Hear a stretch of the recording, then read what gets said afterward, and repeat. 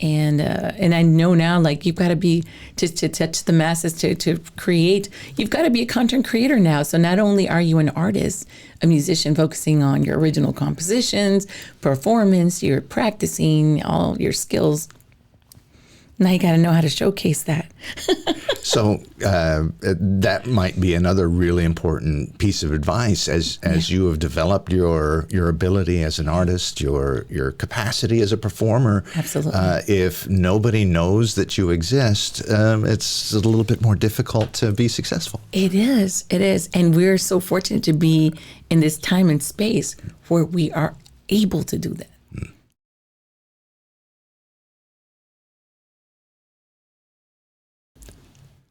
Hi, this is Michael Quantz with the Brownsville Society for the Performing Arts, and we're about to engage in the next episode of Brownsville Matters. Our special guest today is Ruth Naomi, and she's going to talk about her musical career, and especially with the band H de Barrio, for which she is the lead singer, organizer extraordinaire, and really the glue that holds everything together.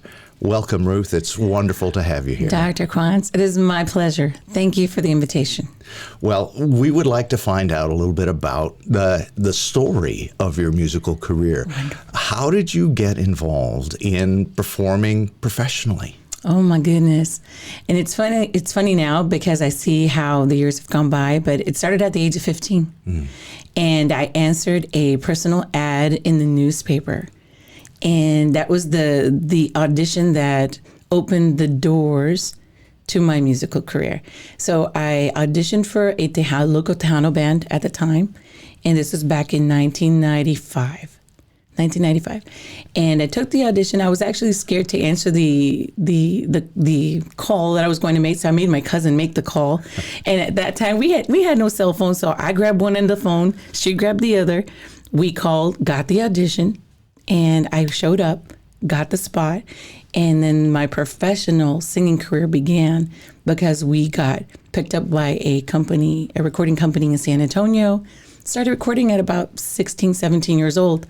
And then moving on forward at about the age of 21, that's when I met Cesar, and he had performed with A.B. Quintanilla and the Cumbia Kings as a percussionist. Mm-hmm. And they were doing a travel, I guess, a tour, South American tour, and he had to stay in Texas because he had just arrived from Cuba, from Havana. Mm-hmm. And I don't know, I would say the stars aligned. We met as he auditioned for a band I was performing in. And then, as they say, the rest was history, because that's where H de Barrio. Yeah. That's where the world of two worlds of music began, really. My homegrown roots in Texas, and then his coming from Havana, Cuba. This is where it all started, the beginning, the inception of this band, H de Barrio, began. Had you been singing on your own as a child for that time, before the audition? Always. I have a fond memory of my grandmother on my dad's side saying, you used to set everybody down on the staircase. You grab the spoon and like, I'm going to sing to you. I was like, when did that happen? Oh my, I used to do that. Yeah. I obviously enjoyed having an audience since I was really, really young. So it must have been around 8 years old. From the ages of 8 and 12, I knew I wanted to sing. And it was always a part of me since childhood. So it almost wasn't even a conscious choice on your part. It's just part of you that you were bound to do performing music. I've always said that music chooses you and you choose it. Yeah. You can embrace it, and it just takes you down this wonderful path, because we all know you got to give yourself into the art, most selflessly, and then selflessly and just give it all you got so you can see where it goes, where you take it, where it takes you. So when you met Cesar, you guys clicked, and what was kind of the process? What made you decide to go out and form your own band? Okay, well, and this is where it all began, is when we moved to Miami. And this was as soon as I had graduated the University of Texas Pan American, now UTRGV.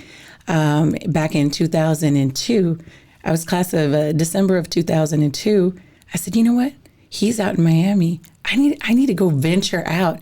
I've done the university thing. I've graduated. I want to see life elsewhere. So that is where I got my first taste of the real Caribbean tropical music, because I lived out there almost 4 years. And I said, when we moved back to Texas, this is in 2006, I said, we're musicians, and we've been working, and we've been studying, and we've been, just taking in all what we were picking up as young kids in our young 20s.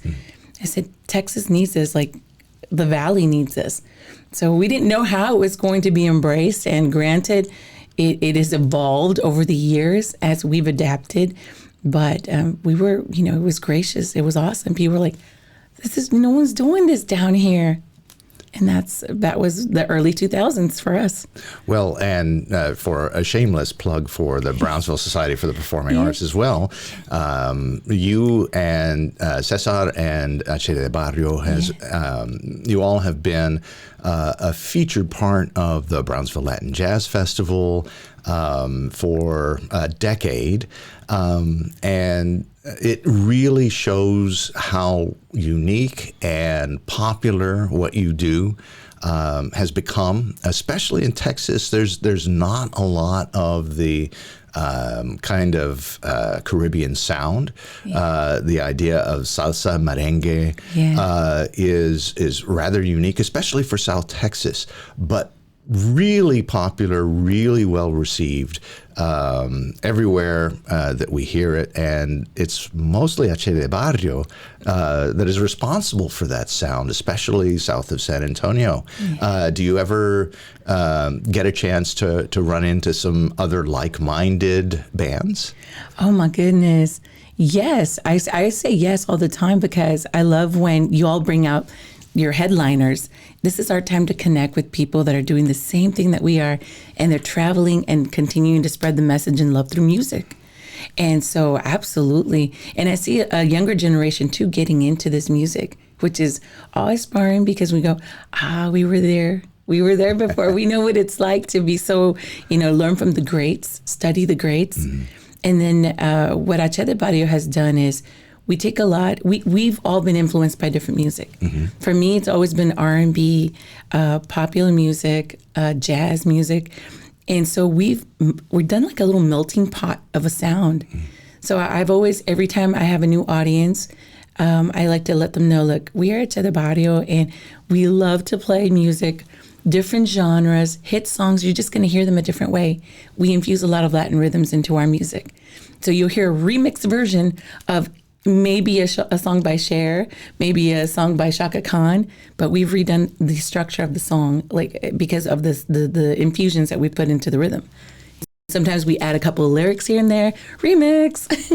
Well, that's very typical, especially of experienced performers, musicians, that you have a unique take on the music that interests you. And whether those are original compositions or a new version of something that you just really enjoy, you're going to add your own particular artistic stamp to it. And one of the things that I've remarked about in terms of hearing Che de Barrio for a decade is that particular feature of your performances. There's a kind of a central joy theme running through everything. Absolutely. Even more serious kind of songs that run the gamut of slow and romantic to just flat out dance tunes. There's always that kind of central feature of joy in that music. Absolutely. Do you think that that is one of the elements of the Latino elements in that music, or is it from everything that influences your sound? I think it is everything. It is part of the fact that Latino music is very vibrant and so layered and so influenced by Afro-Cuban rhythms especially. So it makes you move just naturally. There's some rhythms there that just really make people, they bring out the joy. But I believe that the team that makes up Che de Barrio and the musicians who have been a part of it, bring the joy, because the platform is this. When we have a group, we say, look, bring the best that you have of yourself. There's a reason that we're in the team. We work with just top tier musicians, and we allow, because art for us is allowing the art to come through the artist. So we really enjoy the improvisation part of what we do, because that's where, we know what we're made of. We're like, go, it's time to play, let's go. And that's where you feel the joy. Because musicians, when you let it flow naturally, you're going to get the best of them, really. There has to be a lot of trust there. I mean, just individually trusting yourself, but also when you have a larger group like Ache, you have to have that trust between each other as well. Where do you think that comes from? I believe it comes from, I would say it's being prepared, one, knowing the song. I mean, you've done the part, you've done the work, you've put in the discipline, and you've learned the song so much so that you can play with it. And so one, we've got musicians that are serious about the craft. So we are all very serious in what we do. So we've learned the tune, but now it's time to showcase, what the sounds that we can bring out into the song, into the public. And I would say music is the gift. So we're there to deliver something special. And it's never the same. Every show is very different because we use a lot of improvisation. So that the work ahead of time is really liberating in the end. It seems like, we have to work at this, we have to get this down, there's this particularly difficult part that we need to get better in tune, or we're a little off after the bridge, whatever it might be. But that eventually allows you to play afterwards because you're completely confident with what you're about to create or recreate. Absolutely. Do you get a chance to travel a lot outside now of South Texas and do your creation from the stage? Oh, yes, of course. We get invitations for events, private events all the time. So we've gone to Austin, San Antonio, Houston, Dallas. And we're hopefully this year, what we want to do is get more involved with festivals outside, here in the Valley. We're Valley proud. Yeah. So we're really, really consistent with the work that we have in the Valley, because our joy comes from bringing people to come and see, the gems, all the musicians that you can actually find here that are wonderful. We've got wonderful artists, musicians and everything in the Valley. Are there particular festivals that you're looking forward to most? Do you have some engagements over the course of, say, the next 6 months that you want to tell us about? I'm doing my due diligence right now to get ourselves tapped in, but definitely more of the Latin jazz festivals for sure, and getting traveling up north a little more. Right now, we're really focused on setting up our debut performance of Cesar's original music. And so that takes a lot of preparation before the big debut, because it's all original music that he has written, composed, directed, produced, the whole thing. Oh, that's awesome. Yeah. Are you planning to have an EP come out soon? He's got all his music on all digital platforms right now. So you can find Cesar H. Yuma on Spotify, Apple Music. You can find, what other platforms are there? There are too many to count. Too many, right? You can see all his music on YouTube as well. He's got his Instagram, his Facebook, Cesar H. Yuma. That's where you can find this fabulous music, original compositions. Original compositions, that's right. Great. And what do you see is kind of the future of the Afro-Cuban inspired Latin music? Where would you like it to be? I would like it in everyone's living rooms.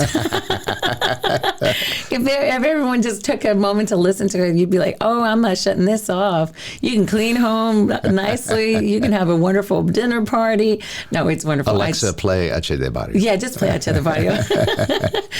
Absolutely everywhere. I just say, I would love for people to have the opportunity to experience, because our gift of the music, of what we're doing, it's just a compilation of so many years of doing this, so we're bringing the best with us, and hopefully giving joy to people through it. Where are some of the other centers other than South Texas for that kind of salsa merengue music that you find interesting? Of course, there's Miami, but are there other places that you've been that you found particularly invigorating for the kind of music that connects with what you do? Yeah, well, there's communities of Latin music and salsa communities all around America and Latin America. I've noticed that they have their communities, and I said they've always been such great supporters, which I want to thank, especially in the Rio Grande Valley, when they know H de Barrio is performing Latin Jazz Fest.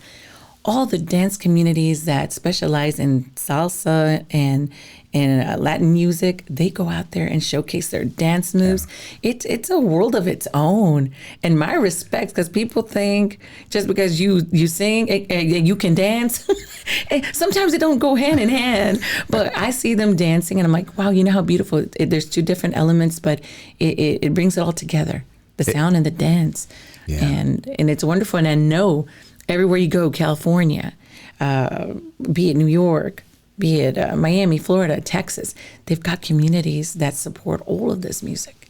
It's like an additional necessary part of making the performance a real celebration. Absolutely. It's like the cultural arts. You bring dance, you bring the visuals, you bring the sound, the food. If you can combine all of that, it's an experience. What are the latest festivals that you've been to that you might recommend to some folks? Oh, the Brownsville Latin Jazz Festival. Well, besides that one. Well, I'm trying to think of the festivals, because I'll tell you what, we work about 4 or 5 days out of the week consistently with the band. And so we're so committed to those shows that we literally have to book ahead of time if we're going to head out to a festival. Mm-hmm. And it's got to fit into the itinerary. Right. So we've just been so grateful that for the last, 2 decades that we've been doing this, we're consistently booked for private events. So if we can squeeze those in, we will. I'm almost saying it's a give and take. And my job is to try to balance our yearly calendar with events that provide our music to our community, and for the people who are actually booking us for these, for private events at all times. And then our local venues where we're always performing at on a week-to-week basis. So obviously, you and your band are extremely successful. What kind of advice would you give to budding artists that want to perform music as you described, something that they are pretty much obliged to do for their lives? If you feel that music is a calling for you, and you really want to dedicate your life to it, be consistent, be determined, know where you want to go, and put in the work. Because that's what's going to set you aside from everybody else who's doing this, on maybe just for fun, or doing it as a hobby, or taking it in and saying, this may not be for me. It's not as consistent. I can't make a living. I've heard it all. I've thought it all, because music is not for the faint of heart. It's for those with big hearts. It's those for big hearts, and for those who you got to really think outside the box consistently, and always try to gauge yourself and see how you can grow, be it in the style of music that you're playing. How can you grow that? And obviously, when you deliver a product per se, a song, or the way you do what you do, if you excel in it, you just have to make your connections with the people that are doing just the same as you, if not better. You can grow, but be consistent, be determined, and put in the work. So there's no shortcuts, apparently, and that just seems to be the case with so many things in life, that you work really, really hard, and then all of a sudden you're a success after 10 to 15 years. Yeah, it's slowly but surely. Some people think it's an overnight thing because they see it very glamorously. Oh, you're doing this, you're doing that. No, I know that it takes a lot of work, and most things that are worth having do take that. The determination and that the time, the effort. And I know now, like, you've got to be, to touch the masses, to create, you've got to be a content creator now. So not only are you an artist, a musician focusing on your original compositions, performance, you're practicing all your skills. Now you got to know how to showcase that. So that might be another really important piece of advice as you have developed your ability as an artist, your capacity as a performer. Absolutely. If nobody knows that you exist, it's a little bit more difficult to be successful. It is. And we're so fortunate to be in this time and space where we are able to do that. Podcasts are amazing platforms, and going on social media and getting out there. Get on your TikTok, get on Instagram, get on, Facebook, and let people know who you are. Right. And it doesn't have to be too contrived or phony. Yeah, it's just this is a wonderful thing that I'm experiencing at this moment that has to do with what my focus is, my career, my artistic intent, and just be able to get that out and not relying on a particular corporate marketing scheme or Absolutely. Publicists. So even though the market is, shall we say, flooded by that sort of thing? Saturated, we've all heard it.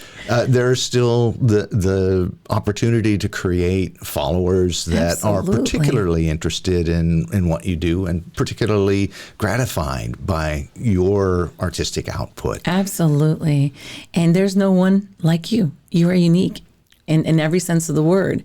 So really, no, you cannot be duplicated. Just get out there and show people your authentic, unapologetic self. What are some of the things that you've learned in self-marketing your arts? Well, it's always a work in progress, and I always say, don't put it off. Just do it. When the opportunities come knocking, show up for them. 2, if no opportunities come knocking, create them for yourself, because no one will hand you your life. You create. You're a creator, and we're all here to create. So whatever you want to see yourself doing, just do it. I'm motivating myself this morning. Right. Hey. Well, we all need a little self-motivation. Otherwise, we'd be too well adjusted, and we would never get off the couch. That's right. We're complacent. We're easily complacent sometimes. Well, certainly not a feature of successful artists, especially in the case of you and your band. Thank you. What are some of the elements of putting a show, a concert together that you consider? Is it a particular context if you're doing a private performance as opposed to a more public performance? Are there different factors that you look at? Absolutely. And I always say this is where the consulting part comes in. When you either meet, say it, if it's a private event, you definitely want to fit the need. What it is that, because this is a private event, the person that is hiring you to do so has some vision in mind. And I want to know what that is. That's my job. I go in there, I want to know what that is and how we can make that happen for you. Now, when there's a festival, I know the theme. I know what I'm going there to do. So now the challenge comes into speaking with the team of musicians and saying, you know what? Last year we did this. Okay, what new energy can we bring this year? And maybe think of a theme or whatnot, and then go that route. So you start going back and forth with some ideas. And normally that's just me in my head, because I'll tell the guys, you know what? Okay, this is what we're going to do. This is how we're going to do it. They prefer me. They're like, you know what? Sometimes it's a little messy. Your brain can be messy, Ruth. It's all over. I'm like, I got ideas. And I go, how about we do this, this? And like, yeah, sounds good. Okay, what songs do we need to learn? How do we do it? And then the rest is in the rehearsals. A lot of the ideas come when we're actually piecing it together. But we always leave that little surprise element, which is the improvisation. We got a structure. We got the blueprint, but we leave a lot of space for having fun. Having fun and happy accidents while you're rehearsing. Yeah. As long as nobody gets hurt. That's right. Yeah. That's right. Sign here, please. Everybody has to sign the release before the next rehearsal. There was just too much mayhem in the last one. No cameras. Hand it over. I'm kidding. Well, that'll be the next podcast, behind the scenes at the rehearsal. Oh, yeah. Talk about the food. Oh. Yeah. So in terms of what you're looking at to create a particular program, a particular set for a performance, in my mind, when I think of salsa, merengue, Latin jazz, which is a huge range, everything from very intricate and esoteric stuff to just flat out dance music. I almost always envision a dancing component to what H de Barrio does in terms of performance. Is that something that is just way far away from reality, or is that you hit often the case? No, you hit the nail on the head. our selection normally, we will probably put one number in there that's a little gentler on the rhythm, and just to balance out the set list. But most of the time, we know that we're here for an accounted amount of time, and we want to bring the energy to set the stage for whoever's headlining. We want to bring in that energy, and we almost feel like that's what we want to do. We want to leave an impression and have people say, we just had a ball when we were out there. Great songs, great rhythms. We were dancing, we were singing. That's the whole thing. And I always go back to what you mentioned, joy. Yeah. How do you bring it forth? Yeah. People feel great when they can forget their problems for just a moment. And music has a way of doing that. So we want to let people escape for just that moment, be it the hour that we're on stage, be it more, be it less. Just have a great experience. Forget about everything for just a moment and enjoy some music. It's like music and theater and dance and so many, practically every art. Yeah. As I understand it, its feature is to break into a different reality, to feel different, to communicate with an entirely different language, an entirely different set of vocabularies, of ways of feeling and understanding that take us away from our day-to-day existence. And to have joy as a central feature of that is perhaps one of the most valuable experiences that we can have, especially if we have that experience with a bunch of other people on stage, in the audience, and everybody is enjoying that, participating together. It's such a unique thing. That's what we live for. That's what I live for. I always say it doesn't compare to anything. I mean, when you're able to express yourself in this, we all know we get into that zone. There's a zone there that I don't know. We just tap into it. Musicians know what we're talking about. Artists know, because when you're in it, you're really at a different realm, almost of consciousness on stage. Yeah. And then you bring yourself back home and, that was great. Okay, I'm grounding. Coming back. I'm coming back. Right. And it's incredible. I mean, the high of it is amazing.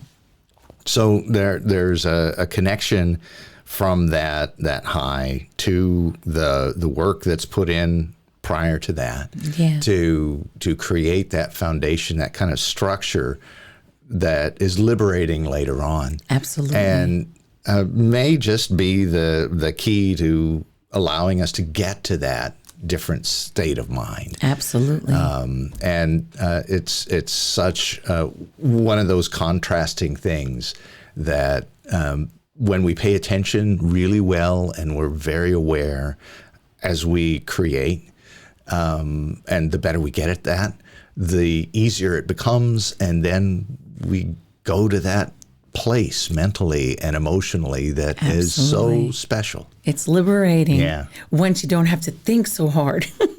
Right. That only takes so much work. It takes so much. And that's the thing. And like I have a 15-year-old who is also studying in music right now. She's a acoustic bass player, and she's doing amazing. She's the lead jazz bass player for her school. And I see and I know, and I look at her rehearsing and be like, this is tedious. This is boring sometimes. This is, can I put this down? I was like, been there. And this, don't give up. This is the hardest part, is when you're just getting, getting to know your instrument. You know, you got to pass all the hurdles, and they really don't, it doesn't subside. The hard work never stops, but you embrace it differently because you know what it can give you in return when you see. And you get the response from the audience, from your teammates, the band members, everyone in the orchestra. They're like, "Oh, that was great!" Or "You get an award for this. We got recognition." Oh, it did. Okay, it worked. It worked. Whatever I did, I'm like, put in the work. Yeah. You know. That's. I don't know of a successful musician that hasn't many times been in that process where I don't want to look at that instrument one more time. Yeah. But you remember that all of those successes that you've had, how did I get there? I put in the work. All right, I'm going to pick it up and I'm going to work on this for a little bit. Yeah. And then basically once you've picked it up, you forget about not wanting to pick it up. And then you get through that process again for the next success, the next creative moment that is unimaginably fulfilling. Absolutely. It's so rewarding. It is. Once you put in the work. And we just have to keep realizing again and again that, okay, I'll put in the work. That sounds like a good t-shirt. Put in the work. Put in the work. Okay. That's going to be the next, we'll brand that with BSPA brand. There you go. Put in the work. See you on stage. Well, Naomi, thank you so much. Ruth Naomi. Ruth Naomi, yes.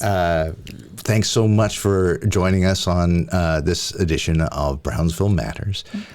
We, of course, are looking forward to seeing you at the Brownsville Latin Music Festival on November the 8th. Ooh, November 8th. Jotting it down. And we are so happy that you could join us here, and we wish you and your band continued fabulous success. Thank you, Dr. Quantz. Thank you. And thank you, Brownsville, for embracing us from day one. Thank you.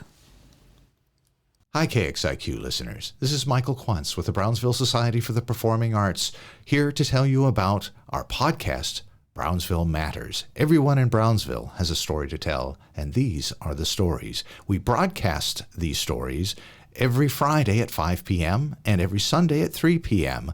on KXIQ 105.1 FM on your radio dial.